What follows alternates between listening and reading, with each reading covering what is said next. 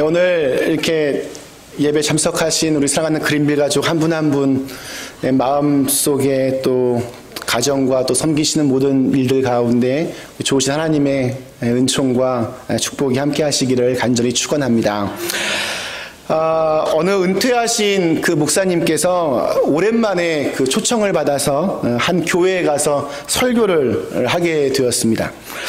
아침 일찍 일어나서 이렇게 씻고 거울을 딱 보는데 자기가 봐도 참 곱게 늙은 것 같습니다. 자기가 봐도 수염이 이렇게 딱 멋있게 났는데 이 백발의 수염이 아주 근사해 보였습니다. 인생의 그 깊이가 묻어나는 것 같은 그런 아주 연륜이 느껴지는 그러한 모습이었습니다.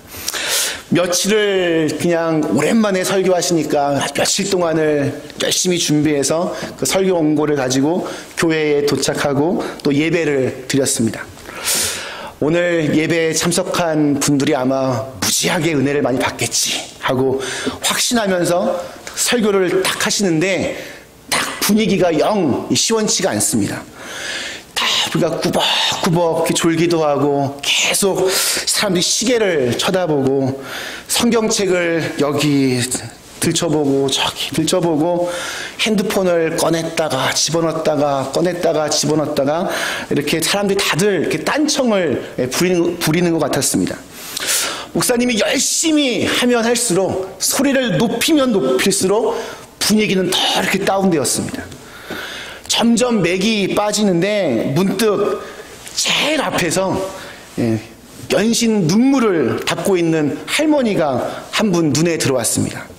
그래서 설교하는 내내 그 할머니만 계속 바라보면서 용기를 얻고 설교를 이제 끝마치셨습니다. 예배가 끝난 후에 이 목사님은 그 할머니에게 이제 악수를 청하면서 말을 건넸습니다. 할머니, 오늘 설교 말씀은 정말 우리 할머니를 위한 말씀이었던 것 같습니다. 그런데 어떤 부분이 그렇게 감동적이었나요? 이렇게 물어봤습니다. 이 할머니가 울어서 퉁퉁 그 부은 눈으로 대답을 합니다. 말씀은 잘 모르겠고요. 며칠 전에 제가 오랫동안 키우던 염소가 죽었는데 목사님 이렇게 수염을 보니까 자꾸 그 염소 생각이 나서 저도 그만 모르게 하고 이렇게 우셨다고 합니다. 자신의 설교에 은혜를 받아서 이렇게 감동의 눈물을 이렇게 흘리는 줄 알았던 목사님이 황급하게 자리를 떠나셨다고 합니다. 사람은 누구나 이렇게 착각을 하며 살아갑니다. 가장 흔한 착각 중에 하나는 나는 다 알고 있다. 나는 잘하고 있다. 내가 저 사람보다는 낫다. 이런 류의 착각들을 참 많이 합니다. 우리가 고린도전서 13장을 통해서 이렇게 사랑에 대해서 이렇게 집중적으로 살펴보는 이유는 우리가 착각하지 않기 위해서입니다. 사랑이 뭔지 난 다 알고 있고 이 정도면 충분하다 생각하거나 혹은 사랑 같은 것은 이제 그건 젊을 땐 하는 거지 이젠 그런 거 없어도 충분히 살아갈 수 있다, 이런 착각에 빠지지 않기 위해서입니다. 사랑할 줄 아는 사람이어야 예수님의 참된 그런 제자가 될 수 있습니다. 하늘에서 그냥 저절로 이렇게 뚝 떨어지는 것이 아닙니다. 사랑할 줄 아는 사람이 되기 위해서는 많은 노력과 또 훈련이 우리에게 필요합니다. 그것은 우리를 하나님을 믿지 않는 사람들과 이렇게 구별되게 하는 영성의 깊이가 되게 합니다. 그리고 이런 바보 같은 사람들이 많아지면 많아질수록 바보 같은 그 사랑 때문에 이 세상이 조금 더 살맛나게 됩니다. 사랑의 그 15가지 특성 중에서 지난주에는 5가지, 사랑은 오래 참고, 또 사랑은 온유하고, 또 사랑은 시기하지 않고, 자기 자랑을 하지 않고 교만하지 않는 것, 이렇게 5가지를 살펴보았습니다. 오늘은 4가지. 사랑은 무례하게 행동하지 않습니다. 또 또 자기의 유익만을 구하지 않습니다. 또 성내지 않습니다. 또 악한 것을 생각하지 않습니다. 이 네 가지에 대해서 함께 같이 은혜를 나누겠습니다. 첫 번째로 사랑은 무례히 행하지 않습니다. 오늘 읽은 말씀에 이 무례히 행하지 아니하며 요 바로 앞절에 4절에 있는 이 교만하지 아니하며 이 말과 굉장히 밀접한 관계가 있습니다. 교만하다라고 하는 것은 사랑이 없다는 증거이고 무례하다라고 하는 것은 교만함이 만든 결과이기 때문에 그렇습니다. 내가 너보다 낫지, 내가 너보단 더 괜찮지, 이런 우월감과 또 교만함이 자신도 모르는 사이에 자기를 굉장히 무례하게 만듭니다. 우리 오늘날 기독교 신앙도 마찬가지입니다. 우리 퓰러 신학교 리처드 마우 총장의 무례한 기독교라고 하는 책이 있는데 그 책은 이러한 상황을 이렇게 극적으로 묘사하고 있습니다.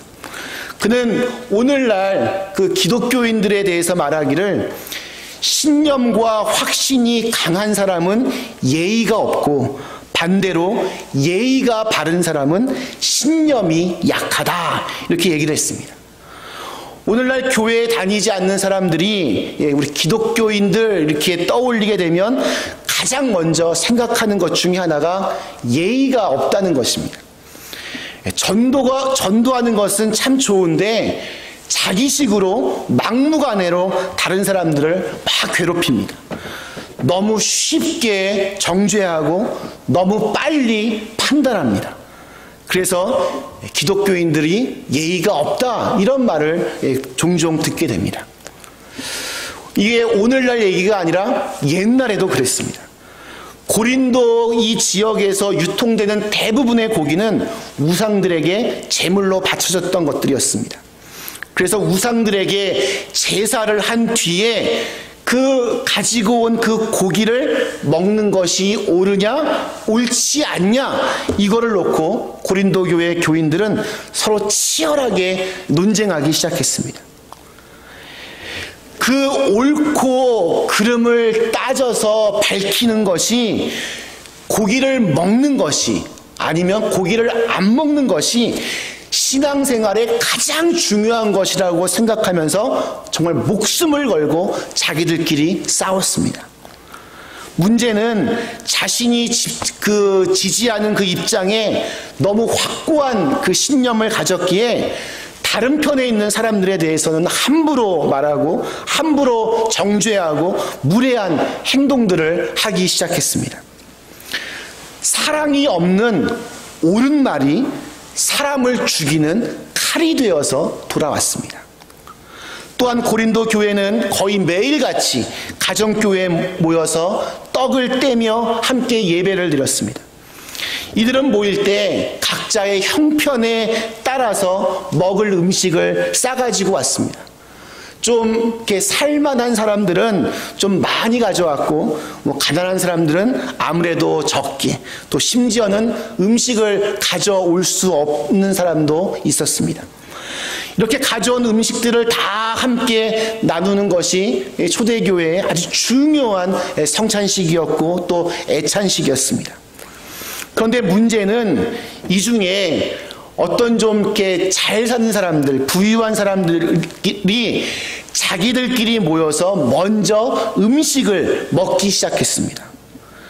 이들은 정말 자기들이 먹고 싶었던 음식들을 마음껏 먹을 수 있어야 되는데 자기들 음식 싸워갖고 오면 그걸 함께 다 나누니까 괜히 엄한 사람들만 다 먹이는 꼴이 되고 자기들은 별로 못 먹으니까 좀 먼저 미리 만나서 먼저 많이 먹고 또 많이 마시고, 그래서 음식을 남김없이 다 먹어치우는 일들이 발생하기 시작했습니다. 그래서 늦게 온 사람들은 또 가난한 사람들은 먹을 것이 없어서 굶게 되는 그런 상황들이 생겨났습니다. 먹을 때는 개도 안 건드린다고 그런 얘기가 있는데, 먹을 때 뭔가 이렇게 소외당하는 느낌이 들 때처럼 이게 비참한 게 없습니다.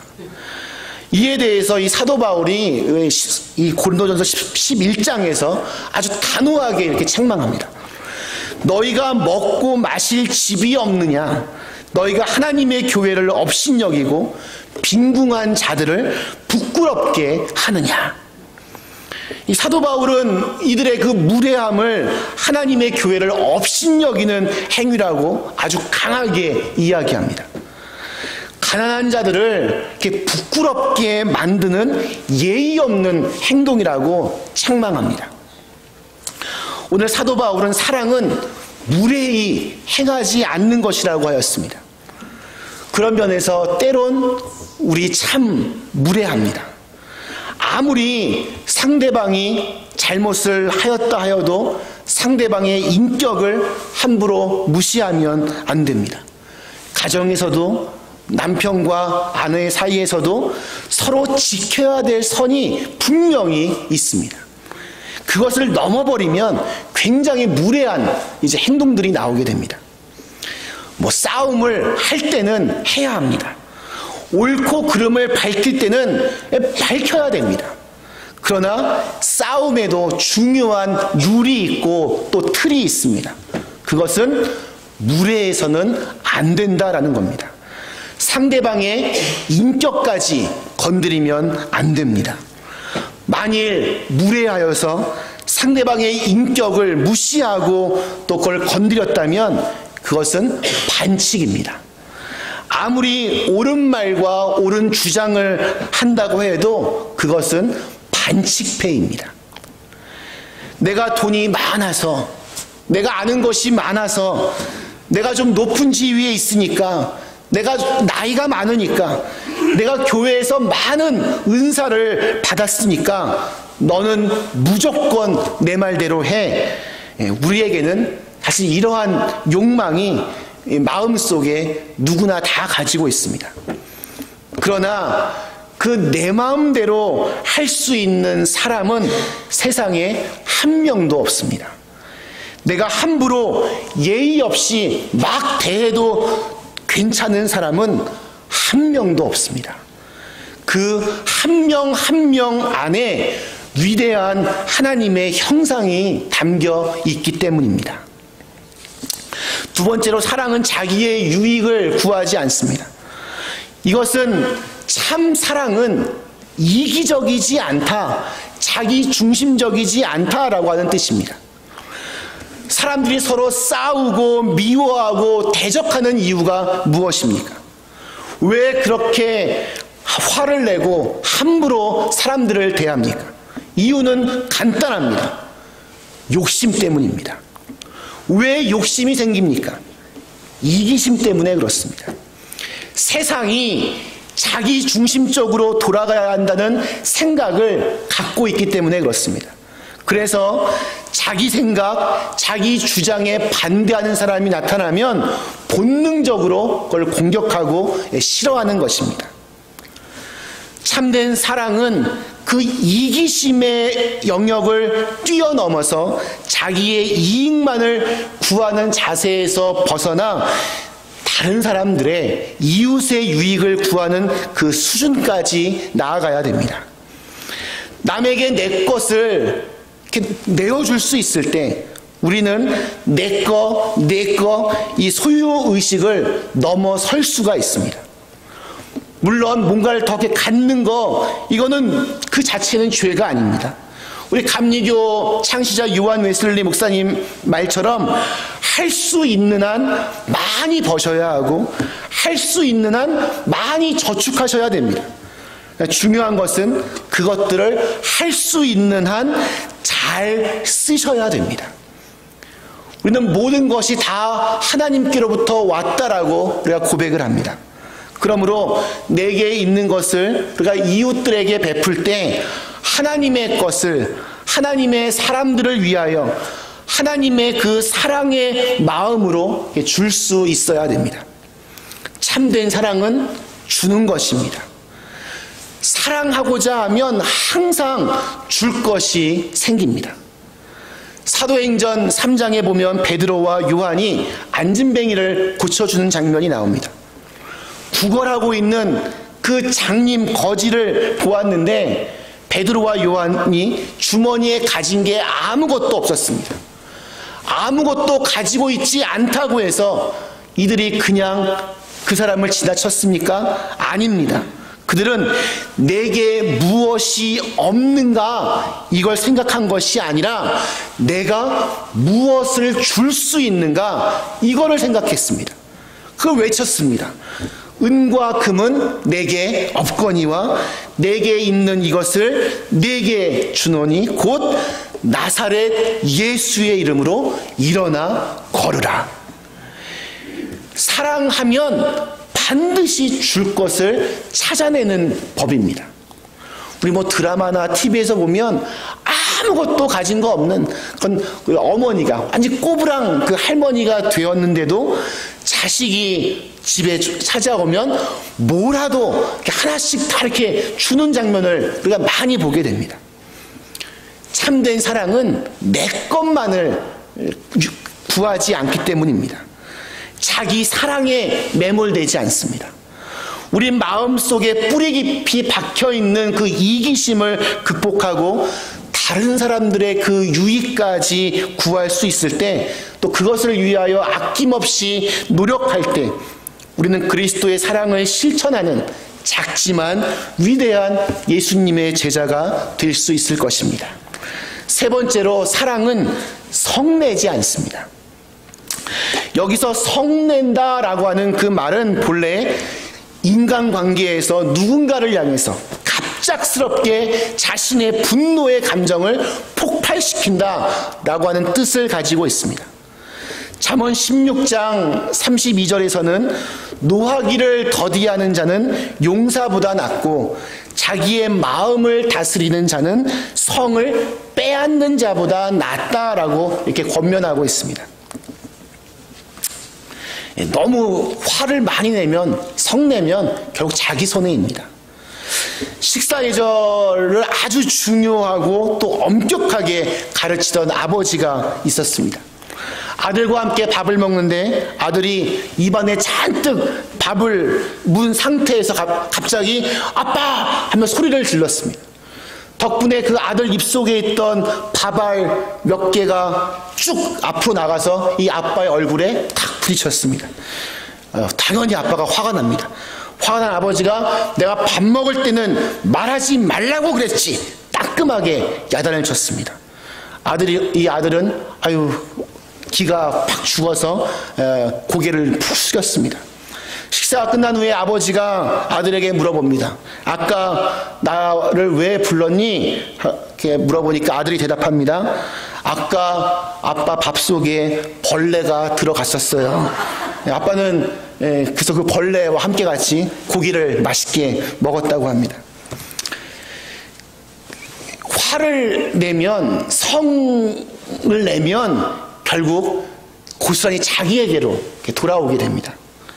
유명한 그 성서 주석학자인 윌리엄 버클레이에 따르면 남들이 내게 좀 잘못을 할 때 이것을 반응하는 그 사람들 중에는 두 가지 부류의 사람이 있다고 합니다.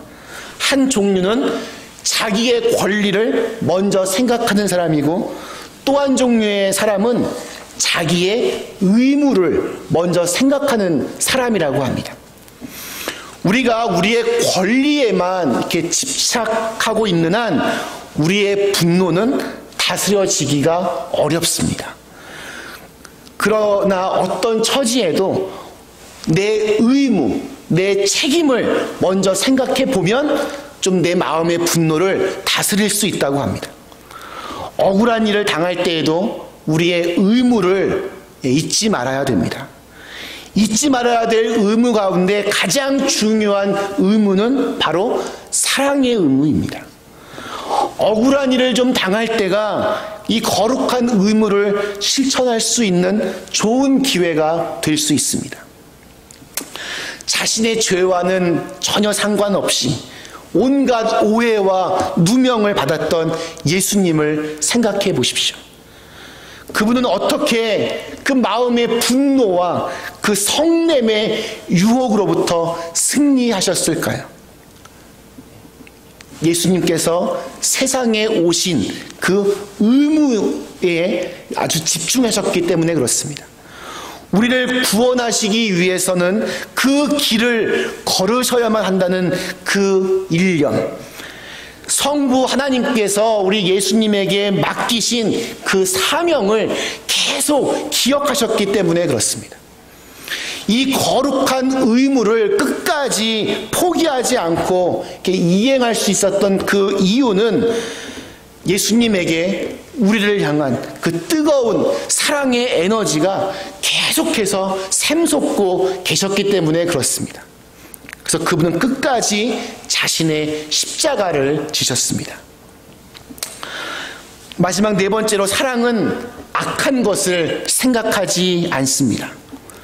여기서 생각이라고 하는 말은 헬라어로 로기조마이라고 하는 단어인데, 본래 계산된 것을 이렇게 보관한다라는 뜻을 가지고 있습니다. 그리하여 악한 것을 생각한다라고 하는 말은 남이 내게 입힌 그 피해나 상처의 그 기억들을 내 마음속에 보관하여 두고 자꾸 그것을 읽고 또 읽고 생각하고 또 생각한다는 그런 의미를 가지고 있습니다. 알을 품으면 새끼가 나오게 되어 있습니다. 계란을 품으면 병아리가 나오고 또 독사의 알에선 독사가 나옵니다. 악한 것을 속에 품고 있으면 악한 것이 나오게 됩니다. 이 구절을 표준 세번역에서는 사랑은 원한을 품지 않습니다 라고 번역하고 있고, 또 공동 번역 성경은 사랑은 앙심을 품지 않습니다 라고 번역하고 있습니다. 우리 인생을 이렇게 보면 과거에 매여 살고 있는 사람들을 참 많이 만나게 됩니다. 상대방이 나에게 잘못했던 것을 결코 잊지 않고 반드시 복수하려고 하는 사람들이 있습니다. 과거에 받았던 아픔은 사실 그렇게 쉽게 사라지지가 않습니다. 우리 속담에 원수는 물의 색이고 은혜는 돌 위의 색이라 라고 하는 말이 있는데, 우리는 정반대로 합니다. 은혜는 물에 새겨서 금방 잊어버리고, 원수된 것은 돌 위에 아주 그냥 열심히 새겨서 가슴에 품고 복수할 기회만 엿보고 있습니다. 사실 내 인생을 망가뜨린, 내 마음에 상처를 준 사람을 용서하는 것이란 결코 쉽지가 않습니다. 억울하게 이혼을 당한 사람, 폭력을 당한 사람, 돈 떼먹고 도망간 사람, 나에게 모욕을 주고 상처를 준 사람들을 어떻게 쉽게 용서하고 또 사랑할 수 있겠습니까? 그러나 그렇다고 해서 자신이 당한 상처를 계속 묵상하면 묵상할수록 그 상처는 더욱 내 마음속에 깊은 상처를 이렇게 도려내게 할 수밖에 없습니다. 그러다 자기만 병들게 되고 결국 죽게 됩니다. 용서하기 힘든 사람, 미워하는 사람을 잊어버리면 간단한데, 매일 그 사람을 자기 눈앞에 세워놓고 씩씩거리며 화를 냅니다.